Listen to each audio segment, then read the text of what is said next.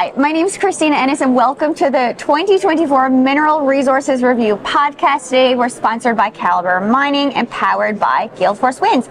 I'm joined at the moment by Stanley Oliver. Stanley is the manager of the Trades NLIndigenous Skilled Trades Office. Welcome to Gale Force Winds. Thank you for the fine opportunity. Excellent. Good to see you again. Always lovely to have you on the show. Stanley, can you tell us a little bit about yourself and your background before we jump into a little bit more about the Skilled Trades Office? Well, very briefly, I've had a vast career, but mainly my career has always been, Christina, in the Indigenous realm. So whether government, provincial, then Nunatsiavut, the Innu Nation, Nukutukavut, Atlantic Policy Congress in Nova Scotia, I've always been in that world advocating, supporting, writing policy for Indigenous rights. Awesome, and we need folks like that in amongst us to help all the organizations with diversity and inclusion, right? Correct. I think that's exactly why we're here, Christina. So Trades NL has an Indigenous Skilled Trades office. Our mandate is very clear, is to recruit, advance, support, and advocate on behalf of Indigenous skilled tradespeople. And we come to conferences like this to tell our story, to encourage people like Caliper, IOC, Valet, and some of them are doing a very good job. So we consider them our project partners to advance our mutual issues. And equally as important, some of our Indigenous clients happen to be women, and some of the women happen to be Indigenous. So we work very closely with the Office to Advance Women in Resource Development, CCRW, who's a not-for-profit to help disabled skilled trades people. So we work collectively without duplicating efforts, rather coordinate efforts with a mutual goal of putting underrepresented people to work in the skilled trades. Right. And one thing about the underrepresented groups that we have, so we have four. We have women, we have Indigenous people, we have visible minorities, and we have people with disabilities, right? Correct. Those are the four. So those are historically, traditionally underrepresented in general in the workforce, and especially in the area of skilled trades. There's a lot of companies having labor challenges these days, right?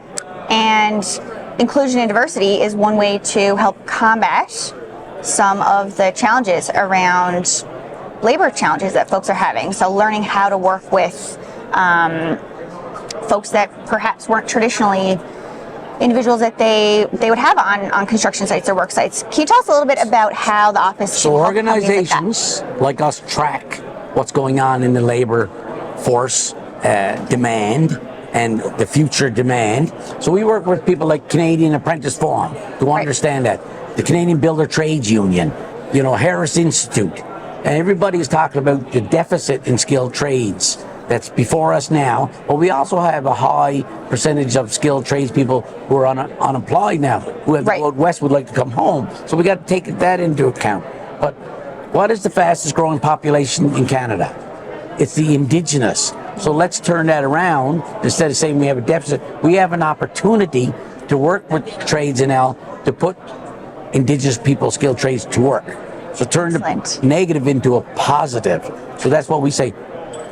From a Trades NL perspective, we have a membership. We have about 15,000 members. We're qualified, we're safe, and we're ready to go to work.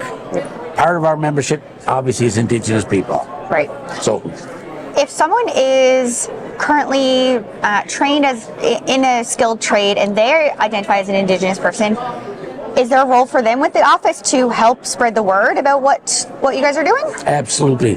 There's always an opportunity to work with different partners who have like-minded ideology and move ahead with mutual issues. Right. And we have many, many partners, including mining companies, including not-for-profits, including the province, including the feds. So as long as, we're moving in the right direction on similar, we always say mutual interests, mutual goals. Right. What is your mission statement? How do we get there? Absolutely. It's all about putting people to work who happen to be underrepresented, and we also are very supportive of young people. What they need to do, Christina, we try to go into the schools. Trades cannot be looked at as a last resort occupation, but rather a long-term career. Absolutely. That's what they need to say. It's not like 30 years ago when people said you couldn't do this, well, you should go to trade school. Right. No, trade is an option for a long-term career. It so is. Let's think about that. Absolutely. So if there are folks out there who are young people maybe considering their options for their career path, or someone who might be older or mid-career who's looking for a change and might want to explore working in a skilled trade, where can they find more information about that? Well, I would suggest, first of all, they contact our Trades NL office. We have a College of Trades. Right. And it's a self-learning tool. We have a website. We also have a Director of Training, Mary Ford, who came from the Office to Advance Women, who knows how to do this. We have 7 institutions ourselves under unions, and we work very closely with the public institutions, meaning the College of North Atlantic. Right. So I would first say, if you have contacts or if young people want to contact us, go into our website, check us out. We'll help you out. Excellent. And worst case scenario, you learn a lot. You learn what you're good at. Absolutely. Stanley, before we close here, is there anything else you want to add that we haven't gotten a chance to touch on? Well, I just think it's, I appreciate the opportunity. I would like to stress that hiring of Indigenous people is important in your inclusion policy. Trades NL has a proven track record. We are ready and qualified. And we always like to say in Trades NL, if you've seen it, we built it. Awesome. Thank you so much, Stanley, for joining us. And I have a little parting gift for you. We have some mugs from our sponsor today for you. This is what I've been told is called a prospector mug. It is. So that is for you. So when I'm out prospecting, I'll use it. Yes. Don't forget that when you go out prospecting. Thank you. Thanks so for tuning in, and stick around for more from the Mineral Resources Review. Thank you.